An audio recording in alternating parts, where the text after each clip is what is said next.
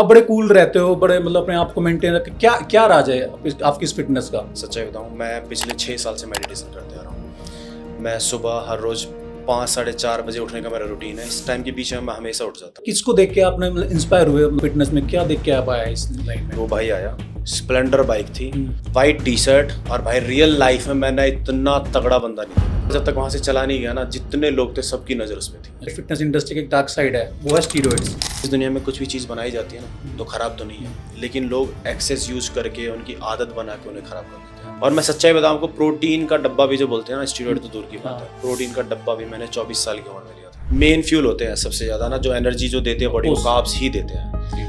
Carbs के बाद में फैट्स हैं और फिर प्रोटीन है। मैं बता रहा हूँ आपको, अगर कार्ब्स आप पूरा इंटेक नहीं करोगे ना बॉडी में ठीक से, तो प्रोटीन पहले कार्ब्स का काम है, पहले उसे पूरा करेगी। डेथ की जो एज है इंडिया की, वो है 65 अप्रोक्स, है ना? और दूसरे देशों में अगर ये चीज़ देखी जाए तो वो 82 के करीब है। तो क्या रीज़न है कि इंडिया के अंदर ये जो आज डायबिटीज़ है, कैंसर के जो पेशेंट्स बढ़ते जा रहे हैं, क्या रीज़न है इसका? भाई इसके पीछे 2-3 रीजन मिक्स आते हैं। एक तो आजकल हमारा खाना बहुत ज़्यादा खराब हो चुका है। बहुत सारी लड़की आती थी, मेरी क्लाइंट थी, जो बोलती थी नहीं सर वेट ट्रेनिंग नहीं करनी, बॉडी बन जाएगी। तो ये यार, ये मिथ क्लियर करो पहले तो कि कितनी जरूरी है वेट ट्रेनिंग वुमेन्स के लिए? सर हमको लड़कों की तरह मसल्स नहीं चाहिए, तो भाई मसल्स ऐसे बनती भी नहीं है। मेन है टेस्टोस्टेरोन के पीछे जो मेल्स में ज़्यादा होते हैं। रोज जिम जाते हैं, रेस्ट देते नहीं बॉडी को, तो बनने के बजाय ग्रोथ रुक ही जाते हैं। देखो मैं बताऊंगा आपको, डिपेंड करता है कि आप करना क्या चाहते हैं। काफी लोगों को हार्ट अटैक आ गया, न्यूज़ सुनो कि जिम में गिर गया है, कोई वर्कआउट करता है कोई बंदा जिम में गिर गया है। ये क्या रीजन है, क्यों इतने हार्ट अटैक आ रहे हैं? नमस्कार दोस्तों, स्वागत करता हूं अपने YouTube चैनल पे। जैसे कि मैंने आपको बताया था कि बहुत जल्द हम एक ऐसा प्रोग्राम लेके आने वाले हैं जिसमें हम बहुत सारे टॉपिक्स पे बात करेंगे। और आज का जो हमारा टॉपिक है, fitness, gym and myths. Fitness industry में आजकल बहुत सारे मिथ चलते हैं और उन सारे मिथ्स के बारे में बात करने के लिए हमारे साथ एक ऐसे फिटनेस एक्सपर्ट जो काफ़ी लोगों का ट्रांसफॉर्मेशन भी कर चुके हैं। तो स्वागत करते हैं भाई का। प्रदीप भाई कैसे हो? बढ़िया भाई, पहले सभी को राम राम, सभी भाइयों बहनों को, सभी दोस्तों को राम राम। प्रदीप भाई, मैं ना आपको बहुत पहले से जानता हूँ, है ना? आप बड़े कूल रहते हो, बड़े मतलब अपने आप को मेंटेन रख, क्या क्या राज है आपकी इस फिटनेस का? भाई फिटनेस का राज तो यही है, अच्छा खाना, अच्छा वर्कआउट करते रहना।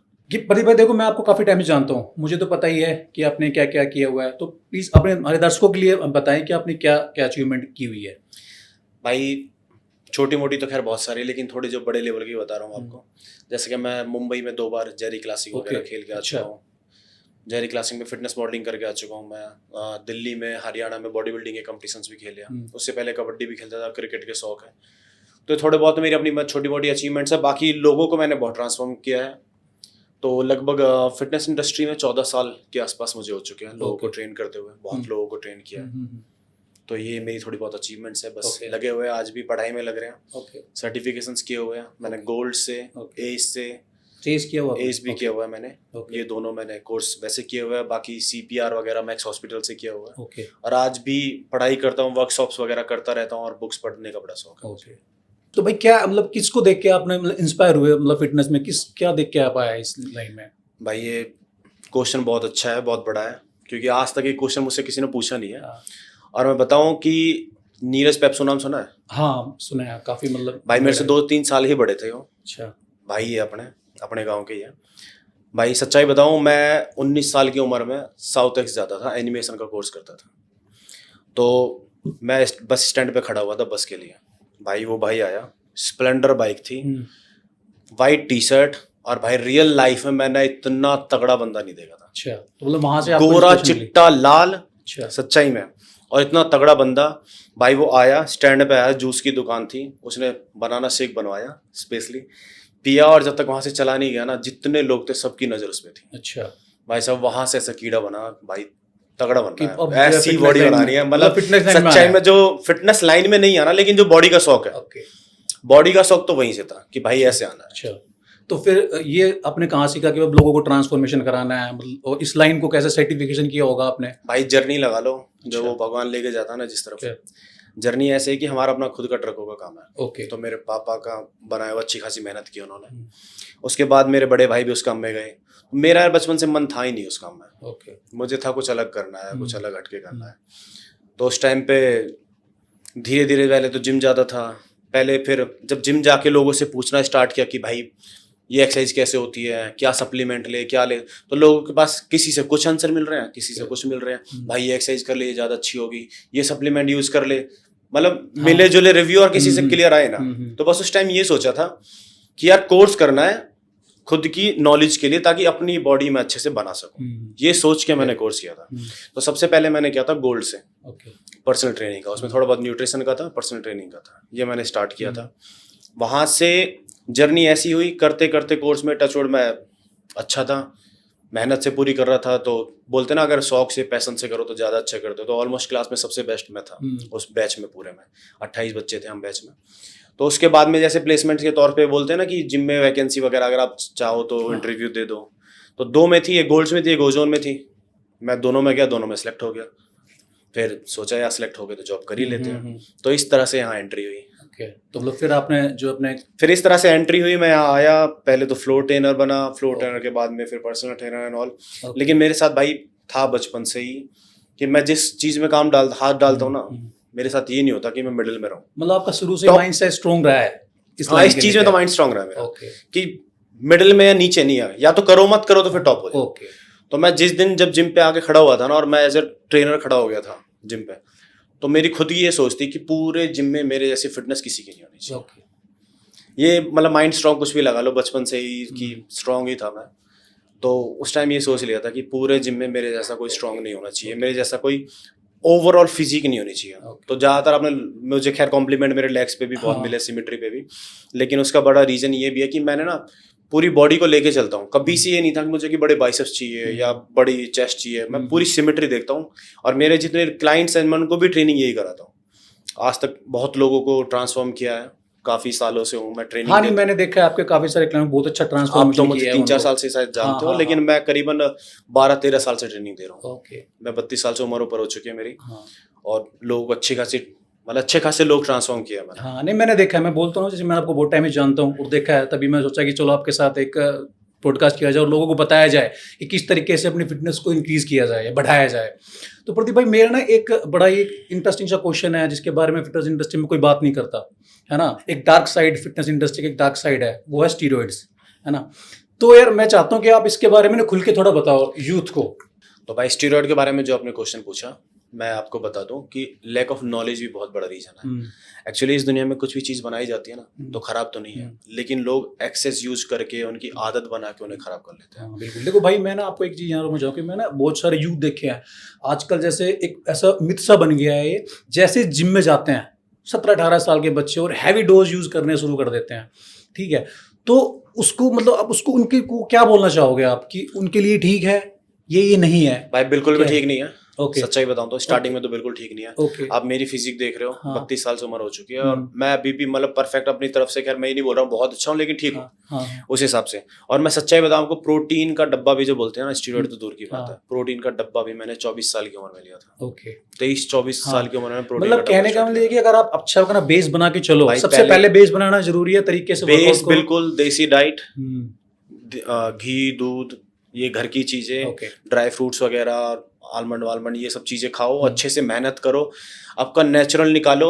और भाई 18 से 25 की एज तो ना लगभग इतनी, मतलब जो बोलते हैं ना बेस्ट होती है, पीक बंदे के अंदर सबसे फास्ट मेटाबॉलिज्म होता है उस टाइम पे। हाँ बिल्कुल, ये सबसे बेस्ट है। तो उस टाइम पे तो इन चीजों की वैसे जरूरत नहीं है। हाँ, लेकिन लोगों में बड़ा मिथ है, वो सोचते हैं कि जल्दी अचीव करना चाहते हैं, जल्दी अचीव करने के चक्कर में वो ना बहुत सारी जिंदगी खराब हो जाती है। तो बस मेरे एक से आपसे सवाल ये है कि ये किसको यूज करना चाहिए, किसको नहीं करना चाहिए, करना चाहिए या भी नहीं भी करना चाहिए, बस ये मेरा एक क्वेश्चन है इसके बारे में। बताऊं ये बनाया क्यों गया था? ये बनाया गया था जो प्रीमेच्योर बेबीज होते हैं, बोलते हैं ना कि वो बहुत कमजोर होते हैं, जैसे बहुत से लोग हैं उनकी ग्रोथ अच्छे से नहीं होती। तो ये बनाया तो उनके लिए था कि ये ग्रोथ अच्छे से नहीं की, नॉर्मल लाइफ में लाने के लिए उनको बनाया गया था। लेकिन जो नॉर्मल लोग हैं ना, वो एक्सेस, वो एक है ना कि ताकत का नशा भाई बहुत खराब है। तो उस ताकत को बढ़ाने के लिए यूज किया गया, लेकिन धीरे धीरे लोग एडिक्टेड होते चले गए। यूज करोगे ना अगर माइल्ड डोजेस पे तरीके से तो खराब नहीं है। मतलब कहने का मतलब है कि अगर आप गाइडेंस में यूज करते हो, जो प्रोफेशनल्स हैं बंदे जो इस लाइन में फिटनेस में गाइडेंस में मैं ये बोलूंगा, कोई गोल है उनका, मैं वही उनके लिए है। गाइडेंस में भी यूज करना है। अगर आपको है कि मुझे compete करना है, स्टेज पे चढ़ना है, मेडल जीतने, तो करो।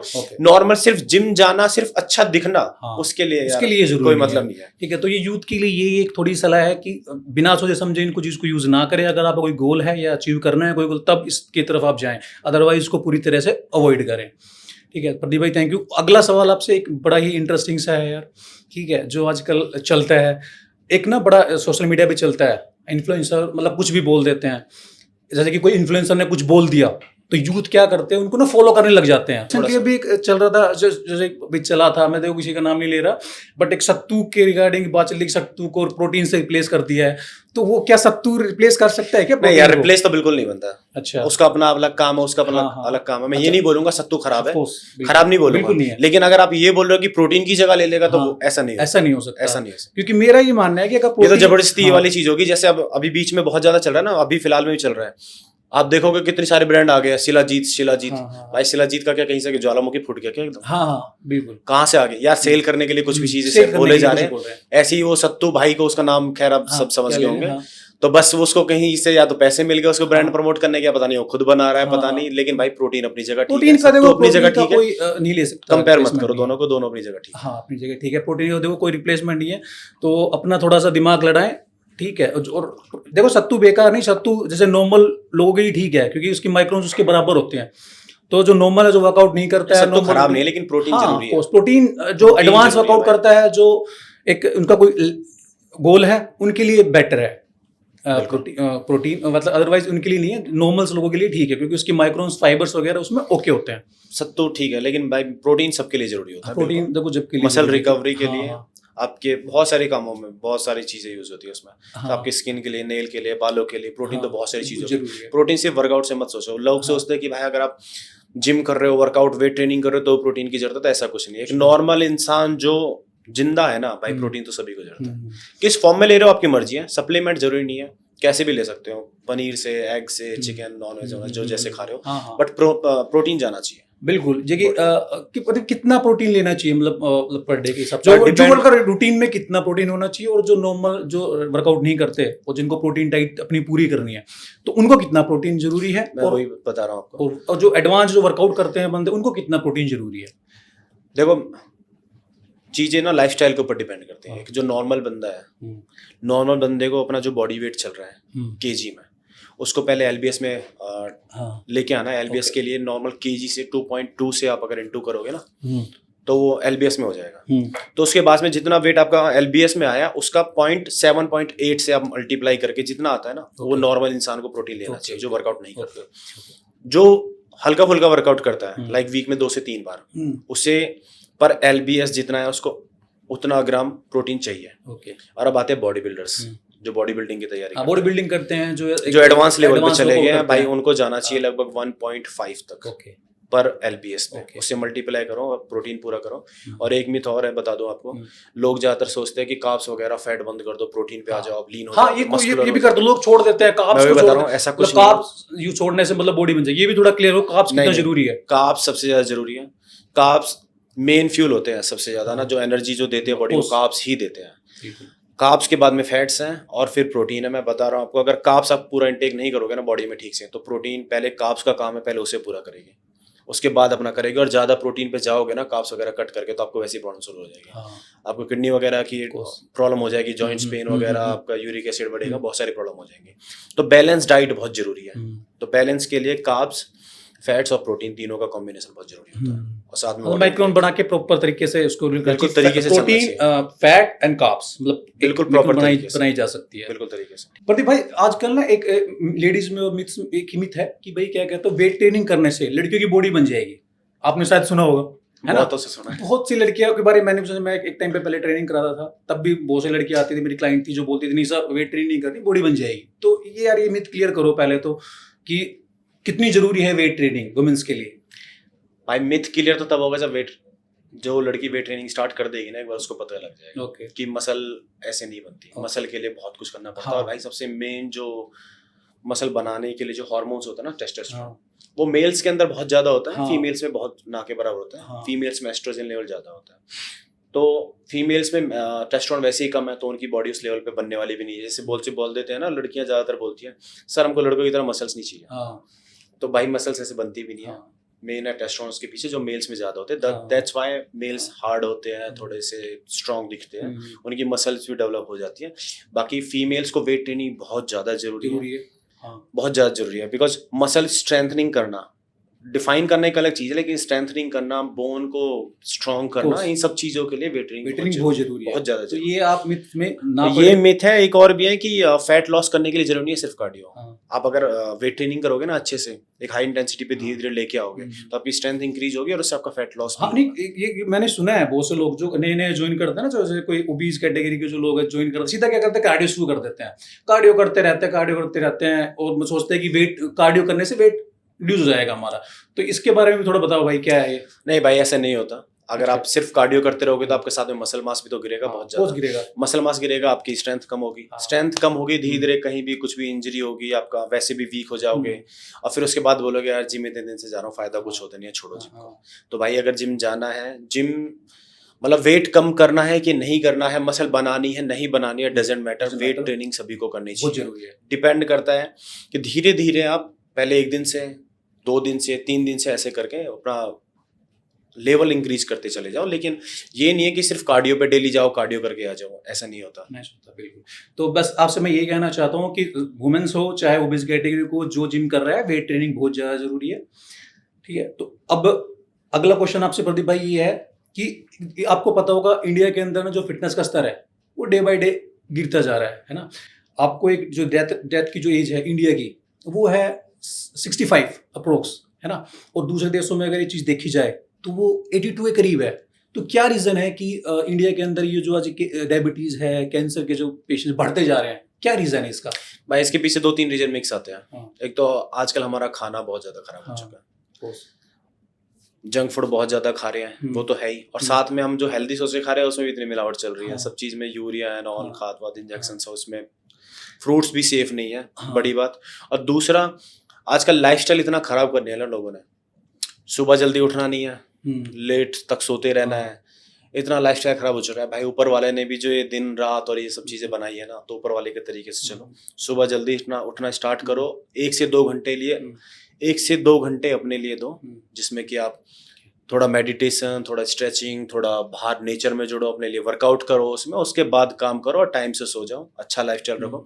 कभी कभी घूमना फिरना एंजॉय करना ठीक है, लेकिन डेली डेली आप रात को 2 बजे सोओगे, सुबह 10 बजे उठोगे, तो भाई खराब तो लाइफस्टाइल आप खराब कर रहे हो। लाइफस्टाइल से ही आपका स्ट्रेस। बस मेरे को ये बताओ कि इस तरह को कैसे बढ़ाया जा सकता है, कि क्या बताना चाहोगे? कि मुझे ऐसा लगता है कि मिडिल क्लास जो होता है वो अपने स्तर को बढ़ा सकता है अगर वो कि वो भी नहीं फॉलो करता, वो भी जैसे जंक खा लेते हैं, एक 20 रुपए की फ्रूट चाट को छोड़ के वो मतलब 20 रुपए का एक बर्गर खाना पसंद करते हैं।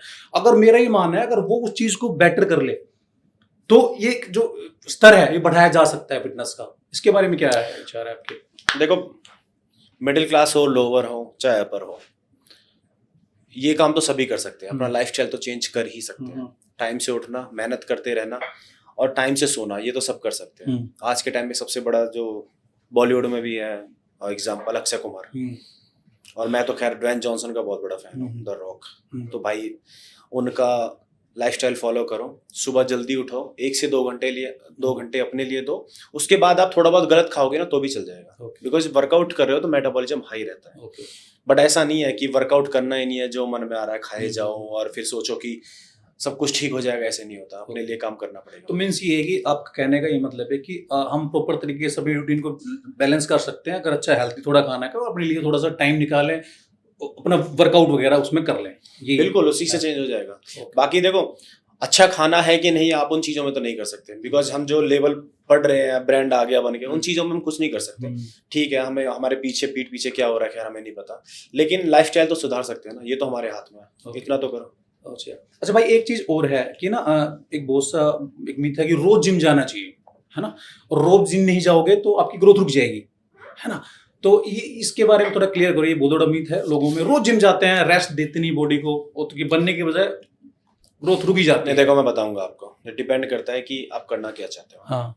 अगर आपको अपने एंड्योरेंस पे काम करना है, सिर्फ आपका स्टेमिना अच्छा हो, एंड्योरेंस बना रहे, तो आप डेली वर्कआउट कर सकते हो। इट्स लाइक एथलीट्स हैं जो क्रिकेट हुए, किसी मतलब रनिंग वाले जो गेम्स हुए, जिनको साइज वाइज से कोई मतलब बस ये कि ये मिथ है या फिर नहीं, मिथ नहीं है, बता रहा हूँ आपको Okay. तरीका। मिथ नहीं है।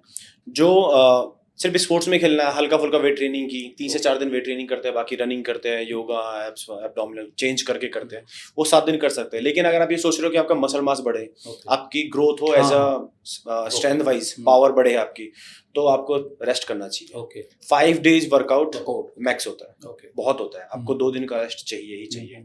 और सबसे बेस्ट अगर आप दे सकते हो, 2 से 3 दिन स्टार्टिंग में करो वीक के, बीच में 1 दिन का रेस्ट दे दो, और उसके बाद में फिर 2 दिन का रेस्ट करके संडे को फिर से रेस्ट दे दो। 5 दिन रेगुलर करके 2 दिन रेस्ट देने की जगह 2 से 3 दिन बैक टू बैक करो, फिर रेस्ट दो, फिर 2 से 3 दिन बैक टू बैक करो, फिर रेस्ट दो। रिकवरी अच्छी होगी, अच्छा वेट उठाओगे और अच्छा रिजल्ट मिलेगा। और काफी लोग ना क्या करते हैं, रोज जिम आते हैं, रोज एक ही मसल बॉडी पार्ट को ट्रेनिंग करते हैं, है ना? तो क्या ये ठीक है? क्या रोज वर्कआउट एक ही मसल को बार बार ट्रेनिंग करने से वो बनती है? बिल्कुल भी नहीं बनती, डैमेज नहीं होती बनती है, ना, डैमेज डैमेज होती है। ओके तो यार सिंपल सा है, आप जब वर्कआउट करते हो ना तो उस मसल को बनाते नहीं हो, ओके आप फाइबर्स को, टिश्यूज को ना ब्रेक कर रहे हो। इट्स लाइक आपको यहाँ पे चोट लग गई, आप उसे छोड़ दोगे तो रिकवरी होगी, या फिर उसे बार बार उसे छेड़ते रहोगे, उसे छेड़ते रहोगे तो ठीक कहाँ से होगा? हील होने का टाइम तो दो। आज मैंने बाइसेप्स किए, अपने बाइसेप्स करते हुए पेन हो रहा है ना मसल में, तो मैंने वो फाइबर्स को ब्रेक कर दिया। अब उसके बाद मैं किस तरह का खाना खाऊंगा, उसकी रिकवरी में काम आएगा, लेकिन उसको छोड़ना पड़ेगा। कम से कम 72 आवर्स रिकवरी में मुझे उस मसल को सेम को देने पड़ेंगे ताकि रिकवरी हो, फिर उसके बाद मैं दोबारा ट्रेन कर सकता हूँ। लेकिन अगर मैं डेली इसको ट्रेन करता रहूंगा तो रिकवरी का टाइम टाइम ही नहीं मिलेगा और वो ब्रेक ही हो जाएगा, वो बढ़ेगी नहीं, उल्टा डैमेज होना शुरू हो जाएगी, वो आपके फाइबर्स वीक होना शुरू हो ओके ओके। अच्छा प्रदीप भाई, एक ना बड़ा इंटरेस्टिंग सा क्वेश्चन मैं पूछना चाह रहा था आपसे बहुत टाइम से, तो अब जाके समझ में आया कि ना रिसेंटली क्या हुआ, मैं एक उसमें जिम में जा रहा था, तो मैंने जैसे चेंजिंग रूम में गया तो लोकर रूम ओपन किया तो वहाँ पे एक बियर रखी हुई थी, है ना? तो ये मिथ था बहुत पहले, आज से 10 साल पहले जब मैं वर्क करता था लोकल जिम्स में, तो क्या करते थे, जो मेरे फ्रेंड्स भी थे एक दो जिन में, मैं इनको नाम क्या लूंगा, तो वो क्या करते थे, बियर पीते थे 10 साल 12 साल पहले के। अभी भी रिसेंटली मैंने देखा कि लोग आज भी मतलब ये मिथ को फॉलो करते हैं कि वर्कआउट के बाद बियर पीते हैं। क्या ये सच है यार कि बियर पीने से बॉडी बनती है क्या, या ये मिथ है, ऐसे ही लोग अपने कुछ भी बोल देते उसको फॉलो करते हैं? ये तो बहुत फनी और मिथ वाला ही है। हाँ। बियर और ड्रिंक अगर इनसे बॉडी बनती ना, तो दुनिया बॉडी बिल्डर बनी बैठी होती। ऐसा कुछ नहीं है। ये तो लोगों को पीने के बहाने चाहिए, पी लूं, एंटीऑक्सीडेंट है, वॉश आउट हो जाएगी, ये सोचते हैं हो जाएगी, उसको मतलब कुछ भी बना के अपने आप को बेटर करने के लिए उसमें कुछ भी डाल देते हैं। पीने के बहाने और कुछ भी नहीं। ड्रिंक से कभी कोई बॉडी नहीं बनती। अच्छा, तो ये ध्यान रखें, बियर पीने से बॉडी नहीं बनती, फोकस करें अपने फिटनेस रूटीन पे। अच्छा प्रदीप भाई, रिसेंटली आपने एक न्यूज़ सुनी होगी, मतलब अभी क्या काफ़ी न्यूज़ सुनी होगी 2000 कोविड के बाद से, कि आपको एक ना बढ़ गया है हार्ट अटैक इन जिम। काफ़ी लोगों को हार्ट अटैक आ गया, न्यूज़ सुनोगे जिम में गिर गया है, कोई वर्कआउट करता है कोई बंदा जिम में गिर गया है। ये क्या रीज़न है, क्यों इतने हार्ट अटैक आ रहे हैं? भाई सबसे बड़ा रीज़न है इसका, लोग है ना जिम में आते सीधा डायरेक्ट आके जो वर्कआउट स्टार्ट करते हैं। ओके, सबसे पहले जिम में आओ, थोड़ा वार्म अप करो, वार्म अप करके स्टार्ट करो, ओके, तो आप ठीक से वर्कआउट करोगे। पहले बॉडी को वार्म तो करो, थोड़ा बॉडी हीट में आएगी, उसके बाद वेट ट्रेनिंग करो। इट्स लाइक आपकी बॉडी बिल्कुल कूल डाउन है, आपने एकदम से उसे वेट ट्रेनिंग और सेट किया, एकदम से यहाँ ले आए, ब्लड पंप मारा ना, ऐसे नहीं आते भाई, धीरे धीरे लेवल बढ़ाओ ना। तो सबसे बड़ा रीजन जो ज्यादातर जिम्स में जो हार्ट अटैक आ रहे हैं लोगों को यही आ रहा है। आपने न्यूज़ सुनी होगी, एकदम लड़का आया और वेट ट्रेनिंग करते करते चक्कर आए, गिर गया और पता लगा। मतलब कहने का मतलब आपका ये है कि एंड्योरेंस, हार्ट के एंड्योरेंस इंक्रीज करना जरूरी है, और बॉडी को धीरे धीरे वार्म करना होता है। सीधा ऐसे नहीं बस जिम में घुसे आपने सीधा डंबल और उठाए और स्टार्ट कर दिया। पहले अच्छे से स्ट्रेच करो। ये अभी देखा होगा ओबीज कैटेगरी में जो होते हैं ना, क्योंकि हार्ट के जब फैट की लेयर क्रिएट हो जाती है चारों तरफ, फैट वैसे ही कमजोर हो जाता है, तो सबसे पहले मेन रीजन यही है कि आप थोड़ा सा अपने हार्ट के एंड्योरेंस को बढ़ाओ, हार्ट के एंड्योरेंस को बढ़ाओ। और जब आपको पता है कि आप इतना वीक कर चुके हैं, तो उसके लिए अगर आप डॉक्टर से मिलोगे, कुछ दवाई वगैरह लोगे, तो मतलब प्रॉपर गाइडेंस कोई बुराई नहीं है। हाँ, मतलब ऐसा कुछ नहीं है, एक बहुत बड़ा मिथ है कि जिम वर्कआउट करने से हार्ट अटैक आ जाएगा या मर जाओगे, ऐसा कुछ भी जिम करने से कभी हार्ट अटैक नहीं आता। तो ये चीज दिमाग में मत रखना कभी भी। और भाई प्रदीप, एक क्वेश्चन एक ही है जो मैं आजकल देखता भी हूँ, लोग बोलते भी इसके बारे में, बहुत से लोगों को सुना भी है कि सिर्फ स्वेटिंग नहीं हुई तो कुछ नहीं करा। तो स्वेटिंग भाई ये बताऊं मैं आपको, ये बहुत कम लोगों को पता होगा, बिकॉज मैंने सर्टिफिकेशन किया हुआ, उसमें पढ़ा था। तो जो लोग पढ़ते हैं उन्हीं को पता होगा, नॉर्मल को नहीं पता होगा। स्वेटिंग करने से फैट लॉस नहीं होता। ओके, ये बता दूं सीधा सीधा। आपने स्वेटिंग की नहीं, कई लोग क्या करते हैं, नहीं पता नहीं है, मैं बता दूं आपको। हाँ। स्वेटिंग की, पानी पिया, वेट वहीं आ गया। हाँ। आपको बताऊं, हमारा 85% जो फैट है ना, हमारे कार्बन डाइऑक्साइड के साथ निकलता है। ओके, सबसे ज्यादा जो बोलते हैं ना, स्प्रिंट मारने से आपका फैट गया, और आपने सुना होगा योगा में कपालभाति, ये जो होती है मूवमेंट, इसमें सबसे ज्यादा फैट लॉस होता है, बिकॉज कार्बन डाइऑक्साइड आप जितना निकालोगे ना, उसके साथ फैट लॉस होता है। दैट्स वाई आपने सुना होगा कि जितना हाई इंटेंसिटी पे वेट ट्रेनिंग करोगे, वर्कआउट करोगे ना, तो फैट लॉस ऑटोमेटिकली होगा, क्योंकि हाई इंटेंसिटी पे वर्कआउट करोगे, आपकी सांस चढ़ेगी, सांस के साथ कार्बन डाइऑक्साइड ज्यादा निकालोगे तो आपका फैट लॉस होगा। ओके। दोस्तों, स्वेटिंग एक सिर्फ कूलिंग मैकेनिज्म है। अगर आप कैलोरी डेफिशिएंसी को कंट्रोल करते हो तो भी आप फैट यूज कर सकते हो। अच्छा प्रदीप भाई, एक ना दर्शकों को ये बताओ कि किस एज में वर्कआउट शुरू करना चाहिए? अच्छा, ये क्वेश्चन मैं आपको बता दूं, ज्यादातर मेरे क्लाइंट्स भी मेरे पास आते थे, मैं उनको जवाब देता हूँ। लोग बोलते हैं कि सर बच्चा भी 18 साल का नहीं हुआ, क्या उसे स्टार्ट करा दे? तो मैं उनको बोल दूं, 18 साल से पहले भी आप वेट ट्रेनिंग करा सकते हो बच्चों को। ऐसा कोई जरूरी नहीं कि 18 ही क्रॉस करें। बस उससे पहले ना 1-2 एक्सरसाइजेस जिन पे ध्यान देना, अवॉइड करना है। इट्स लाइक ओवरहेड प्रेसेस, जो खड़े होकर के मूवमेंट आती है ना, वो, और वेटेड स्क्वाट्स, जिस पे भी एक्सरसाइज पे आपकी स्पाइन पे प्रेशर आता है ना, वो एक्सरसाइज अवॉइड कर दो, बाकी सब कुछ कर सकते हो। ऐसा कुछ नहीं है। तो सही एज क्या है, मतलब वर्कआउट में अगर जिम जाना शुरू करे तो सही एज यार? अब आप ऐसे हिस्ट्री उठा के देखोगे तो आर्नोल्ड, ली प्रीस्ट, इतने बड़े बड़े बॉडी बिल्डर निकले 14-15 साल की इससे करते हैं। मैं खुद 15 साल की उम्र से वर्कआउट करते आ रहा हूँ। तो मतलब कहने का ये मतलब है कि अगर आप वर्कआउट करना चाहते हो, नया स्टार्ट कर, तो 15 के बाद से कर सकते हो। 15 साल से आप नॉर्मल वर्कआउट वेट ट्रेनिंग के साथ कर सकते हो। उससे पहले भी ऐसा नहीं है। आप रनिंग और पुशअप्स वगैरह तो उससे पहले भी कर सकते हो। रनिंग की तो खैर कोई लिमिट ही नहीं है, चाहे बचपन से स्टार्ट करा दो बच्चे को। तो वर्कआउट रूटीन है तो किस टाइम बेटर है? क्योंकि बहुत से लोग कंफ्यूज रहते हैं इसमें, मॉर्निंग में, इवनिंग में, कौन सा रूटीन, वर्कआउट रूटीन बेस्ट है? देखो, इसके लिए मैं आपको एक नॉर्मल सा आंसर दूंगा, जिसको जो टाइम सूट करे ना, अपने वर्कआउट अपने काम के हिसाब से वो करो। बिकॉज बहुत बड़ी बात ये भी होती है, हमारा माइंड बहुत स्ट्रांग है। मैं अगर अभी यहाँ बैठ करके एक टाइम प्रेफर कर दूंगा ना, ये टाइम बेस्ट है, तो दूसरे जो टाइम के वर्कआउट करते शायद कहीं ना कहीं वो चीज हिट हो जाएगी कि यार अच्छा इस टाइम वर्कआउट करना मतलब रिजल्ट नहीं मिलेगा। बाकी ऐसा कुछ नहीं है। मैंने मॉर्निंग में भी वर्कआउट किया हुआ है, आफ्टरनून में भी, इवनिंग में भी, जब जिसको टाइम मिले ना, जैसा अपने लाइफस्टाइल, अपने वर्कआउट, अपने काम के हिसाब से उस टाइम वर्कआउट करो।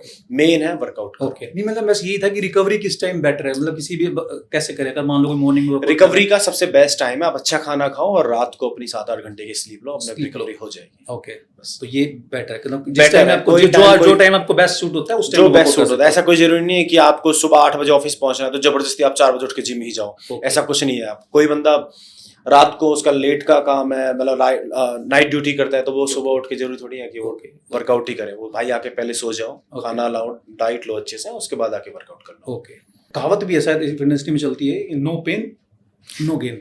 नहीं, मैं वही पेन नहीं हुआ तो आप गेन नहीं कर सकते। मैं वही बताऊंगा। अगर सिर्फ एंड्योरेंस पे, स्टेमिना पे, फ्लेक्सिबिलिटी पे, इन पे काम करना अलग चीज है। लेकिन अब अगर आपका गोल है कि मुझे बड़े आर्म्स चाहिए, लेग्स बड़े चाहिए, तो आपको उस लेवल पे ट्रेन करना ही पड़ेगा। अगर आपको वर्कआउट के बाद पेन फील नहीं हो रहा है, दैट मींस आपने अच्छा वर्कआउट नहीं किया है। ओके, ये सच बात है।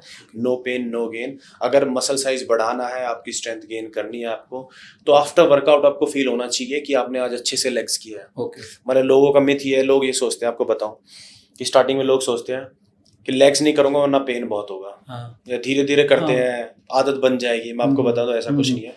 आप कितने भी एक्सपर्ट बन जाओ, कितने भी बड़े बॉडी बिल्डर बन जाओ, जो मसल आप ट्रेन करोगे उसके बाद आपको सोरनेस होगी ही, और सोरनेस नहीं हुई तो इसका मतलब आपने वर्कआउट अच्छा नहीं। ओके, तो मतलब सिंपल है। मैं खुद भी लेग्स करता हूँ ना। मैं तो 15 साल की उम्र से, मतलब पहले कबड्डी खेलता था, उसके बाद 18-19 की से मैं खुद जिम करते आ रहा हूँ और लेग्स बहुत अच्छे से करता हूँ। आज भी जब मैं लेग्स करता हूँ, अगले 2 दिन मुझे पता लगता है मैंने अच्छे खासे लेग्स किए। और अगर फील नहीं हुआ तो मुझे खुद को फील नहीं होता कि मैंने अच्छा किया। ओके, हमारी थिंकिंग है, आप थिंकिंग भी है, सच्चाई भी है। वैसे अगर ग्रोथ करनी है और साइज बढ़ाना है, स्ट्रेंथ चाहिए, तो मसल में अगर आपको फील ही नहीं है, सोरनेस फील नहीं हुआ, दैट मींस आपने अच्छा इनफ वेट नहीं उठाया। अच्छा है। तो मतलब इसी से रिलेटेड क्वेश्चन है भाई कि हाइपरट्रोफी ये जो है, तो ये कैसे क्या होती है? हाइपरट्रोफी भी तो यही है ना। अगर आप जो आपकी मसल कैपेबल है जिस चीज में, अगर आप उसे हिट ही नहीं करोगे, उस कंफर्ट जोन को बाहर ही नहीं जाओगे, तो हाइपरट्रोफी कैसे होगा? हाइपरट्रोफी मींस बढ़ना ना, बढ़ेगा कैसे? बढ़ेगा जब तक आप उसको जब तक उसे हिट ही नहीं करोगे, वो फाइबर्स जो है वो स्ट्रांग नहीं होंगे, तो कैसे बढ़ेगा साइज? तो हाइपरट्रोफी के लिए तो एक्स्ट्रा में जाना ही पड़ेगा। तो कंफर्ट जोन से बाहर निकलना पड़ेगा। मतलब ये कि वेट हाइपरट्रोफी कैसे बढ़ती है, मतलब बढ़ाने के लिए वेट ट्रेनिंग, वेट ज्यादा करना पड़ेगा। और सिंपल सी बात है ना, एक्स्ट्रा कैलोरीज पे जाना पड़ेगा। जो आपका नॉर्मल इनटेक है उससे एक्स्ट्रा कैलोरीज पे आना पड़ेगा, अच्छा खाना पड़ेगा, अच्छा वर्कआउट करना पड़ेगा, हाइपरट्रोफी तभी होगी। ओके, दोस्तों आज हमने काफ़ी सारे क्वेश्चन को कवर किया है। आने वाले टाइम में या आने वाले एपिसोड में हम प्रदीप भाई के साथ और सारे क्वेश्चन को कवर करेंगे। तब तक के लिए अपना प्यार बनाए रखिए और आपका कोई क्वेश्चन है तो प्लीज़ कमेंट सेक्शन में ज़रूर बताइएगा। तब तक के लिए धन्यवाद।